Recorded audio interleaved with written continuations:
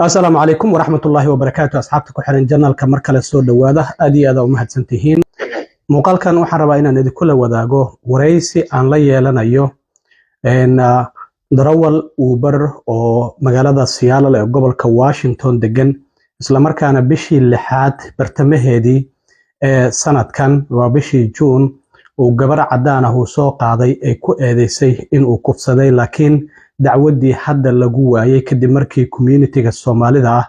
ee degan Seattle Washington ay qareen u qabteen. Haddaba qadka waxaa ku jira Axmed Xasan Cali oo ah darawalkii la eedeeyay gabadhiisa Madiina iyo Safiyo oo ka mid ah bulshada degan magaalada Seattle oo dadkii u kacay isla markaana qareenka u qabtay ka mid ah. Bal arrintaasi sida ay ku dhacday halka la isla maray iyo sida ay ku soo gabagabowday ayaan rabaa inaan wareysigan aan idinku la wadaago. marka hore bal waxaan ku hormarayaa Axmed soo dhawow bal marka hore waxaad warbixin kooban naga siisaa maalintaasi sida ay wax u dhaceen qof ayaad soo qaaday gabar cadaan ah oo aad gurigeeda u waday waxa maxkamadda markii lagu soo taagay eedeymaha qoysku ay jeedinayeen ahayd in aad right-kii aad dhamaysay adigoon gaarin goobtii aad qofka u waday oo meel cidla aad ku leexisay sidaadna aad isku dayaysay in gabadhaasi aad kufsato waa sida ay kugu soo eedeeyeen waliba qoyskeediina ay telefonkeedii tracking ku soo sameeyeen oo goobtii ay kugu yimaadeen dhaawacna ay ku geysteen bal maalintaasi sida ay wax u dhaceen bal warbixin kooban naga sii bismillaahir rahmaanir rahiim wal cilmi wad mahadsantahay marka hore marka labaad ilaahay baa mahad iska leh walaal habeenkaas bisha June ay 15keediba waxaan ka qaaday qof customer eleboorkan ka qaaday qofka customerka ah abaar baan waday ilaa 45 minutes ayaasti qofka markaan dejiyay maalinta gabadhan koolkeeda ii soo dhacay gabadhii baan meel baan qaaday adreskii u socotay markaan joogay waxay ugu tiri please waxay dhaafin meel laba block u jirta gurigeeda ay tiri guriga waa kan bay tiri sax adreska waa sax laakiin waxay dhaafay ugu tiri waa waqti dambe qof dumarna way ahayd sidii baan walaalka yeelay meeshii ay tilmaantay markaan gaaray kolkii indhibaar macnaa kolkii waa dhamaaday marka intaan joogno ayada fiiristay waxay tiri walaal haddana wadadan koona halka iigii waxaan ku yiri kolkii waa dhamaaday abkiina waan xiray inta kadib waxaan ku yiri ma fasax kuma sii wadi karo maadaama maaragtay aan abki xiray marka anyway waan ka sii haddana meeshii ay rabtay oo ii tilmaantay baan markaan gaaray on within 1 minute mise 2 minutes aan taagnaaba waxay soo weeraray niman ilaa 3 mise 4 qiyaastii aan ku qiyaasayo marka waa arrintu sidaas u dhacday marka ay ku soo weerarayeen wali kursiga darawalka miyaad ku fadhisay ayaduna gadaal ayay fadhisay aniga steerinkaan fadhiyaa iyaduna gadaal bay fadhidaa yes nacam waa gartay markay ku soo weerareen marka maxay dhibaataha ku geysteen wala nimanka markay soo weerarayaan kow haday yihiin anu ma filin horta gabadha inay qoys leeyihiin laakiin waxaan filayaa niman tuugo caayo maaragtay soo weerarinayaan baan iska qiyaasay markii hore laakiin markii dambe aan ogaaday nimankan maaragtay niman arrin kale wata inay aayeen kow gaari markay soo weerareen inna wuxuu ka soo galay anka darawalku dhankii aan fadhiyo gaaray maaragtay ridda albaabkii uu soo furay inna wuxuu soo furay ilankii dhankii baasinjeerka oo maaragtay qaybta hore ah wixii uu actionkii ugu horreeyay ay sameeyeen waxay telefonka iga dafeen waa gartay telefonka markuu uberka abka u dansay ay arkeen way xanaaqeen oo maaragtay ereyxun ay marka ay ku hadleen waa gartay oo macnaha ay ka caroodeen telefon abka dansan bay ka caroodeen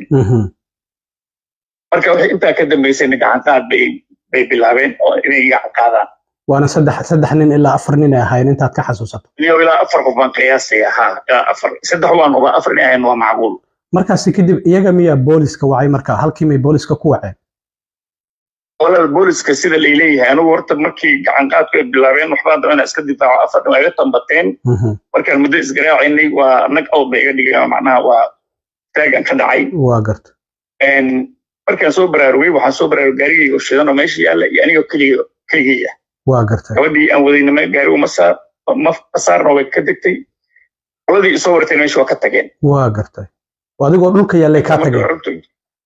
waliga karitay keligay baan ahay waa gartay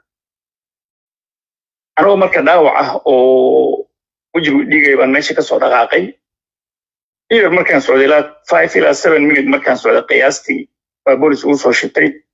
waddadan ka digay booliska ay yimi anigu dhiigay maxaa kuu dhacay wala tuuga soo wareegtay baan ku yiri marka anu tuugan baan u haystay waa gartay boolisku marka wuxuu gaari ma wadi kartid inta baan baa tahay ambulance baan ku yeeray isbitaal baa lagu geynayaa waa gartay waxaan ku yiri telefoon ma haysto reerkayga igama warhayaan imal reerkaadan waa ku leeyahay safe baa tahay isaga dhig gaarigan ambulance baan ku waxay isbitaalka iska aad oo telefonkii ma iyaga ka qaatay telefoonku way qaateen nacam waa gartay telefoonku way la tageen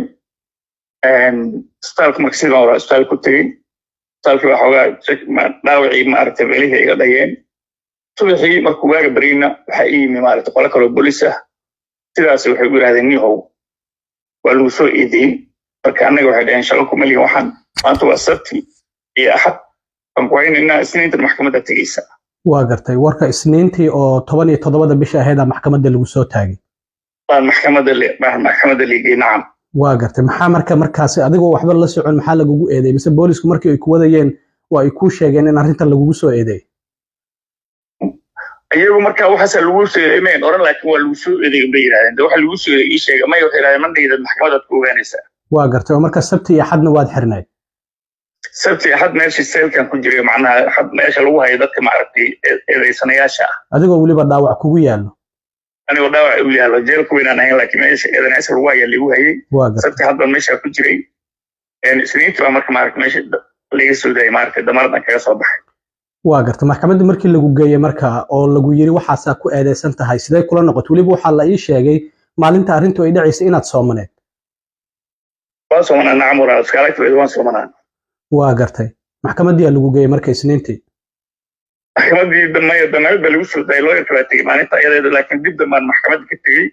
waxaa lagu yiri eedaha noocaas waa lagu haystaa axmed maxaa ka jira ma jirtaan ku eedahaas anuu ma gelin dambi noocaas ma gelin waa gartay marka waxaa intaa ka dambeeyey maxkamadaha ballan bay noo dhigeen dhowr jeerna waa tagnay dhowr jeerna maaragtay way miskaayeen qoladii kale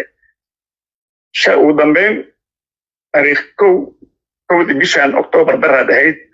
oo waxay soo wacay loo yarkay anigoo ballansan taariikh 3 maanta 3 baan ballan ku lahaa maxkamadda waa gartay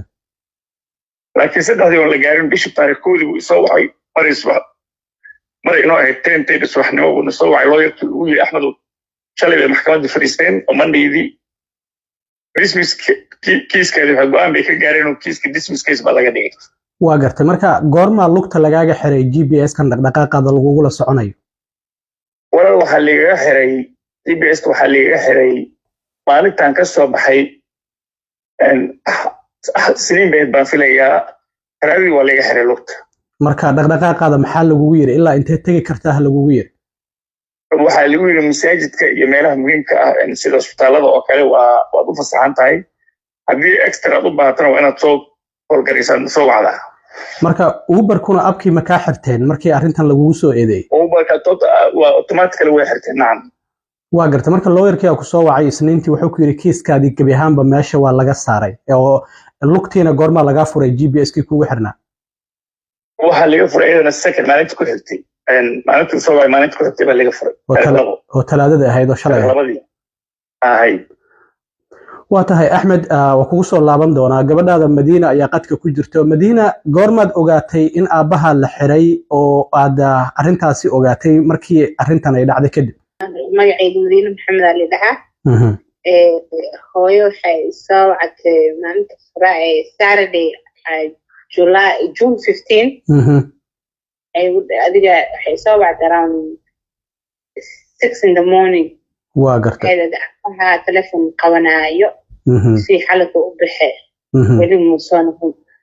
marka waan wacnay telefoonka qof qabanayo male marka wiilka walaalkay yiriska wuxuu haystaa sharing locationka markaan fiirino wuxuu noo sheegaa Olympia meel adi oo marka odagayaan kiciye waxaan ku soo baxay adeera la waysan yahay oo share locationka meesha jira adi gaarigan qaadna ani hooyo iyo wiilasha walaalahayga iyo odagayga raacnay waan baxnay habbaar markaan soconay 45 minutes miyuu sheegaa meesha bas waxaan dhahay misaagareyna booliisna wacno booliiska markaan wacno waxay weydiiyeen magaciis iyo dhalashadiisa iyo soo u sheegnay xidhan ku soo wacayna marka waan sugnay anaga meesha markaan gaarnay meesha mugdu eegyaano booliisku waan ugu soo celiyeen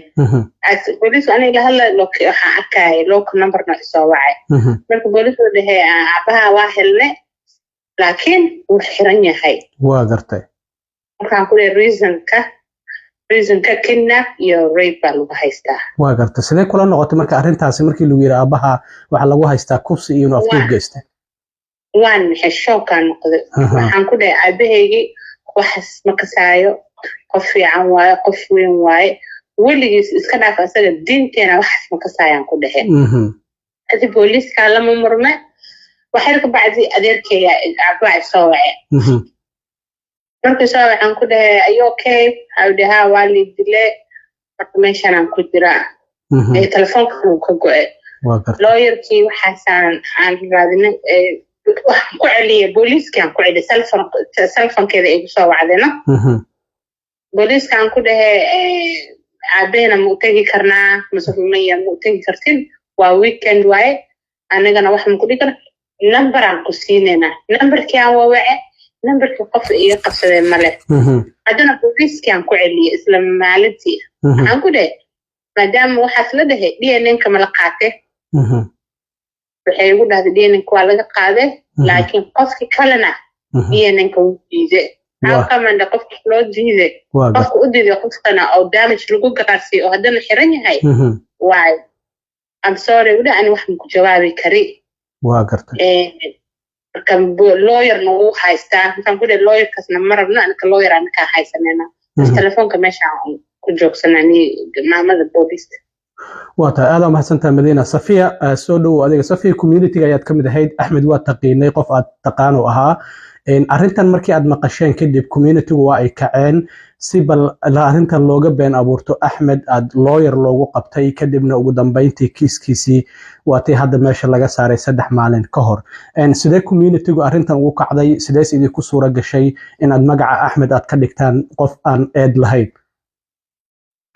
السلام عليكم مقعيقة صفية عمر عيال لدها أحمد أنك وحان إهن فاميلي فرينا إهن قبل حاسكيس أيان صاحبنا هاي اللي بيتبن صننا هالحافظة وذا الدقنين أحمد نقاني قفوحوها ما شاء الله دقن وكوميونيتي احترام كله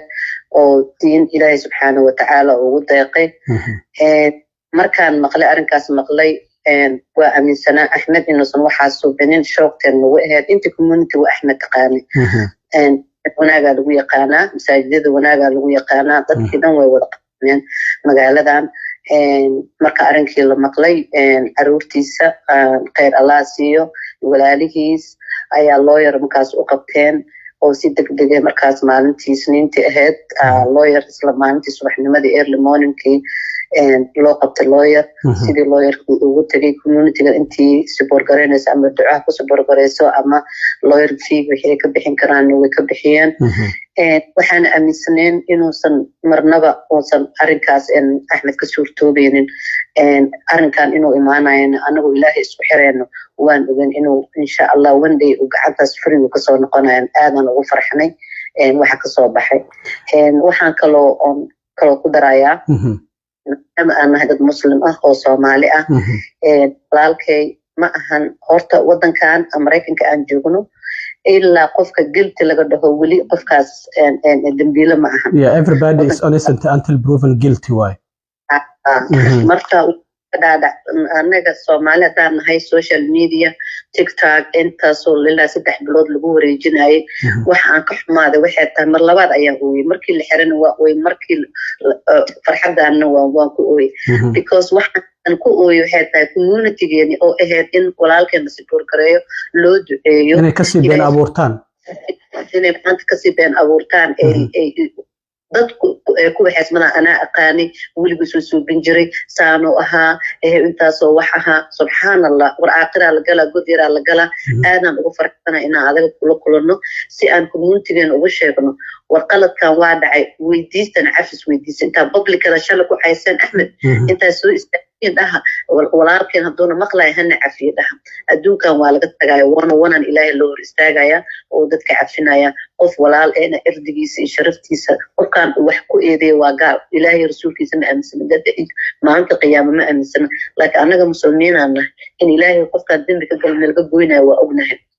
waa tahay safi aad oo mahadsantahay Axmed aan mar kale kugu soo laabto Axmed telefonkaadii goorma dib lagugu soo celiyay mise lagu soo celiyayba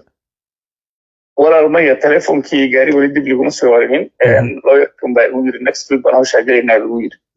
waa tahay hadda marka maadaama kiiskii dismiss la dhahay waxaad ii sheegtay dhowr jeer inaad maxkamadda tagteen oo dadkii idin soo eedeeyayna ay maxkamadda imaan waayeen imise maalmood oo maxkamadda tagteen iyaguna imaan waayeen intaanu laba jeer baan tagnay oon anaga tagnay laba jeerna ballantu maaragtay dib baa loo dhigay markasta oo maaragtay ballan leen dib baa loo dhigay 4 times ballantu ahayd laakiin laba kaliyaan tagnay anaga waa tahay marka waxaa hadda gabadha Madiina ii sheegtay gabadhaadu in ayagu DNA-da waa ognahay qofka haddii uu kursi qof ku soo eedeeyo swabs ayaa laga qaadaa oo baaritaan ayaa lagu sameeyaa DNA-da arrintan inay dhacday marka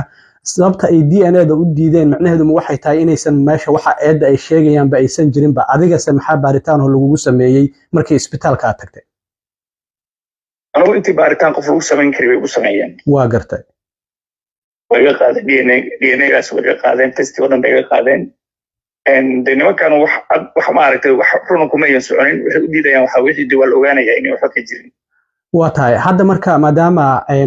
kiiskaadii dismiss laga dhigay maxaad sharciga la tiigsanaysaan marka dadkii idin soo eedeeyay maadaama adiga 4 bilood aad shaqalaan ahayd GPS uu kugu xirnaa maxkamad lagu geeyay lagu xiray arrintaas oo idil maadaama hadda sumcadaadii iyo magacaadii meel looga dhacay ma doonaysaan inaad dadkaasi dacweysaan oo iyaga markaan aad maxkamadda la tiigsataan arrintaas xoogaa waa macnaha waa early waan isleeyahay ninka cilmiyow laakiin ma ku tala jirtaan insha Allah arrintaas community oo kala tashan doona hadii la yiraahdo waa tahay aad iyo aad u mahadsantihiin dhammaantiin ba Safiya Umar Axmed iyo sidoo kale Madiina waa idinka mahadcelinayaa wareysiga waan ku faraxsanahay in eedayntii beenta ahayd oo lagu soo eeday ugu dambeyntii ay been noqotay haddana aad xor tahay dhammaantiin ba waa idin mahadcelinayaa aad u mahadsantihiin sidoo kale shukran adigana waa mahadsantahay adina waa mahadsantahay thank you dhammaantiin عليكم السلام